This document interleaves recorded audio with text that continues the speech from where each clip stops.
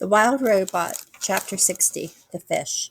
Help! Help! He's got my tail! Paddler was splashing and screaming in the pond. Mr. and Mrs. Beaver were nowhere to be seen, so Roz picked up a fallen tree branch and stomped into the shallows. Grab onto this, she said as she reached out with the branch. Paddler grabbed it with his big teeth, and the robot lifted him out of the water. And there, hanging from the young beaver's tail, was Rock Mouth, the grumpy old pike. In one quick movement, Roz pulled in the branch and grabbed the fish with her two hands. Paddler flopped into the water where his parents suddenly appeared. What is wrong with you, Rockmouth? Mrs. Beaver dragged her son away. You've always been a nuisance, but this time you've gone too far. Do us all a favor, Roz, and toss him to the vultures. I cannot do that, said the robot, but I might be able to help. Roz placed Rockmouth in a deep puddle near the pond where he couldn't swim away. She waited for the fish to explain himself. Fish aren't very talkative, especially grumpy fish like Rockmouth. But eventually he opened up to the robot, and before long she was waving for the beavers to join them. Rockmouth used to live in the river, Roz explained as the beavers shuffled over, but you trapped him here when you built your dam. He has been angry about it ever since. That doesn't give him the right to attack my son, hollered Mr. Beaver. It most certainly does not, hollered Mrs. Beaver. I'd be upset too, said Paddler softly. I'd hate to be kept away from my home. Mr. Rockmouth, you should have said something sooner. The fish looked up from the puddle with a frustrated expression that meant, I tried, but no one was listening. Well, the situation had to be remedied. As you can guess, who rose to the occasion. Roz was determined to get Rockmouth back to his home. After she explored the nearby waterways, it became clear that she would have to carry the pike through the forest and across the great meadow to the nearest bend in the river. I need a large container, said Roz to the beavers, something I can fill with water so Rockmouth can breathe while I carry him home. I could make it myself, but I thought you might like to help. It couldn't have been easy to overcome her anger with Rockmouth, but Mrs. Beaver, after she had had a chance to cool it off, she finally came around. I suppose we're partly to blame for this situation, she muttered, and then the beavers did the right thing. And together they carved out a wooden barrel for the fish. Here you go. Mrs. Beaver rolled the barrel over to the puddle where the robot and the fish were waiting. This should work nicely. Rockmouth, I hope you're happy back in the river. Rockmouth just flicked his tail in a way that meant, will someone please take me home now? Roz filled the barrel with water and a grumpy fish, and then they were off. She carried Rockmouth through the forest and across the meadow until she was standing on the riverbank. Welcome home, said the robot. Then she tipped the barrel, and the fish plunked into the river. Rockmouth's face poked above the surface. He flashed a big toothy grin, and then he quickly swam away. Chapter 61, The Robot Stories. The story of how Roz had helped Rockmouth spread across the river and across the island. Soon it was followed by other robot stories. There were stories of Roz growing gardens in dry, barren places. There were stories of Roz nursing sick animals back to health. There were stories of Roz creating ropes and wheels and tools for helping her friends. But most of the news stories were about the robot's wildness. You see, Roz had noticed that the wilder she acted, the more the animals liked her.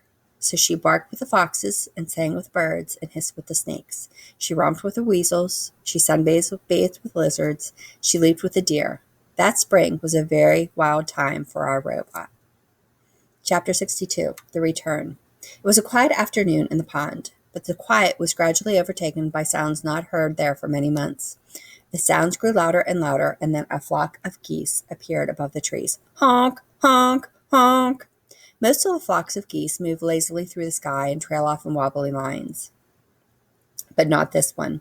This flock was fast. It flew in a perfect V formation, and it was led by a small, graceful goose. The flock flew once around the pond before gliding down and gently splashing into the water. The geese gathered tightly in a tight group in the middle of the pond. They floated there for a while, softly honking to one another. And then the leader broke away from the others. He swam straight to toward the nest, waddled into the garden, and fluttered up to his mother's shoulder. Welcome home, son, said Roz. It's good to be back, Ma, said Brightbill. Chapter 63, The Journey. After months of separation, Roz and Brightbill, mother and son, were together again. They had so much catching up to do. They went into the nest, and the robot built a fire, and then the goose gazed into the flames and told the story of his winter. This is what he said. We spent the whole first day of our migration flying over the ocean. It seemed like the ocean would go on forever, but just when the flock was getting tired, Longneck pointed to some tiny islands on the horizon. We flew down to one of the islands and ate dune grass and rested our wings. After a few days of hopping from island to island, we reached the mainland and continued over fields and forests, and then the snow began to fall. I'd never seen snow before. At first, I thought it was beautiful, but it just kept coming. The others explained that the snow was early and we were never supposed to see it, but there it was piling up around us as we tried to sleep at night. Longneck worried that the weakest geese wouldn't survive, and he was right. We lost old Widefoot in that very first snowstorm. We tried to fly around the snowy weather, but we got completely lost and the weather became even worse. Lakes and ponds and rivers began freezing over. We couldn't find food or water, so we ate snow, and that only made us colder. We had trouble cleaning ourselves, and our feathers became dirty and heavy. The flock was in bad shape, but Longneck kept us moving. "We are geese," he squawked, "and geese keep going." One day we were struggling through a snow shower when we saw something called a farm. It had perfectly square fields and an enormous building. And stomping her way through the farm was a robot. She looked just like you, Ma. Longneck sent me over to speak to the robot, but I couldn't understand anything she was saying, so I just followed her through the farm and around the corner, and then I saw something I never expected. Plants. Bright, colorful plants. I didn't understand how plants could live in such cold weather, but then I saw they were actually inside a building. I learned later that the building was called a greenhouse, and it had clear walls made of something called glass. The robot pushed a button on the wall, and a door slid open, and the warm air came rushing out. I hadn't felt warmth in so long that I just had to follow her inside. Ma, it was like summer in there. The air was warm and sweet and sticky. There were rows and rows of different plants. The robot didn't pay any attention to me, so I wandered through the greenhouse, nibbling on leaves and drinking from puddles. And then I heard a scratchy voice behind me. If I were younger, I would have killed you by now." I spun around, and there was an old cat. She walked on stiff legs, and her fur was gray and clumpy. The cat's name was Snooks, and she didn't seem very nice. But when she saw the other geese out in the cold with their faces pressed against the glass, she told me how to open the door. "You can rest here," said Snooks as the flock hurried in, "but stay out of sight. The humans aren't as friendly as me." None of us knew what humans were, but we didn't care. We were just happy to be out of the cold. Loudwing was so happy she cried. The flock ate and drank and bathed and slept and stayed out of the way. Snook showed us where to leave our droppings so they wouldn't be noticed, and for a few days, the greenhouse was our home. Once or twice a day, the robot would go outside and return with a box or a bag, but most of the time she stayed inside and worked quietly on the plants. There was a barn I just had to explore. It was filled with animals and machines and piles of straw and 2 robots. One robot was fixing a broken door when I walked in. She was using a loud spinning tool called a saw. She pushed the saw through a long piece of wood, and then dust shot into the air. Everything was going so smoothly until the saw suddenly lurched forward and went right through 3 of the robot's fingers. But she was fine. A minute later, there was a whoop, and she popped on a new hand. She went right back to using the saw again. The other robot worked with the animals, chickens, sheep, pigs, and cows. They were all in cages. The chickens kept asking me how I'd gotten out of my cage. I was explaining that I had never had a cage before when I heard panicked squawks coming from the greenhouse. I ran back and found a human had discovered the flock. We didn't know what he was saying, but he looked really angry. Longneck tried to defend us. He got in front and spread his wings and honked, but the human wasn't afraid. He pulled out a shiny stick and pointed right at Longneck. Snooks hissed, "Shh! Look out! He's got a gun!" Suddenly, a bright beam shot out of the gun, and Longneck slipped to the floor. He was gone, Ma.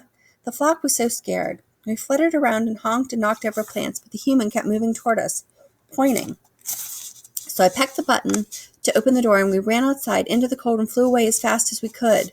Without Longneck, the flock needed a new leader. Everyone wanted me to lead. I didn't know what to do. So I just started by repeating Longneck's words. I squawked, "We are geese, and geese keep going." Then I took the point, and the flock spread out behind me. The weather had us all turned around, and no one knew which way to go, so I just led us straight south. We saw more robots and humans and buildings, but we didn't stop.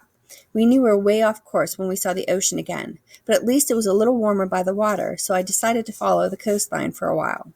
There were more buildings by the coast. Most of them were on land, but some were in the ocean. The ocean buildings were dirty and crumbling and leaning in different directions. There weren't any humans or robots in those buildings, only sea creatures. We saw ships on the water. We saw ships on land. We saw ships even in the air. They buzzed through the sky like giant dragonflies. And then we reached a place called a city where thousands of buildings and robots and humans and ships were all close together. We stopped to rest on a rooftop, and we met a friendly pigeon called Graybeak. She had grown up there, so she knew everything about the city. She flew us over towers and under bridges and kept us away from all the buzzing airships. And everywhere we went, there were robots. Some of the city robots were just like you, Ma, but others crawled on 6 legs or rolled on wheels or slid up and down the sides of buildings. Some robots were really small and others were really big. They moved and cleaned things and built things and did every kind of job you can think of. Graybeak brought us down to the ledge on the side of the building and told us to look through the windows. Inside was a family of humans, and they had a Roz robot. And when we looked into other buildings, we saw other humans with other robots. Every human seemed to have a robot. I told Graybeak about you, Ma, and she wanted to show us one last place. We flew out to the edge of a city, to a really big building called a factory. Graybeak brought us to the roof windows, and we looked down into the factory and saw machines building, sparkling heads and torsos and limbs. The factory was building robots. A machine held up a robot torso and put 2 legs under it, and then they snapped into place. It put feet under the legs, and they snapped into place. It snapped the arms into the shoulders. It snapped hands into the arms. A head was snapped onto the top, and the robot was finished. Ma, the robot looked just like you. I think that factory is where you were built. I wanted to watch more robots being built, but it was started snowing again, so we said goodbye to Graybeak and continued flying south. We saw fewer robots and humans and buildings and ships. The air became warmer. The snow disappeared. We started seeing other flocks of geese in the sky, so we followed them to the middle of a wide grassy field where there was a lake and hundreds of other geese. We had finally reached the wintering ground. After all we had been through, our flock became very close. We kept to ourselves, eating and resting and remembering the geese we'd lost. But after a few weeks, we began to mingle with other flocks. We met geese from all over the world, and they told us about their homes and their migrations and their troubles with winter weather. Every flock had lost a geese on the way there. But a few flocks didn't make it at all. Before we knew it, the early spring flowers were poking up, and it was time to fly home. We followed the usual migration route north. We flew over fields and forests and hills, but we didn't see any signs of humans or robots, and that was fine with us. Eventually, we reached the ocean, and then our island, and then our pond, and then I saw you. That Special Robot, Chapter 64. After Brightbill told his story of his winter, he and his mother sat in silence and thought. They thought about poor Longneck and what had happened to him. They thought about the farms and cities and factories. They thought about Roz and where she truly belonged. And after a while, Roz told Brightbill her own winter story. She spoke of her long dark hibernation and of how she had awoken to find the nest caved in around her.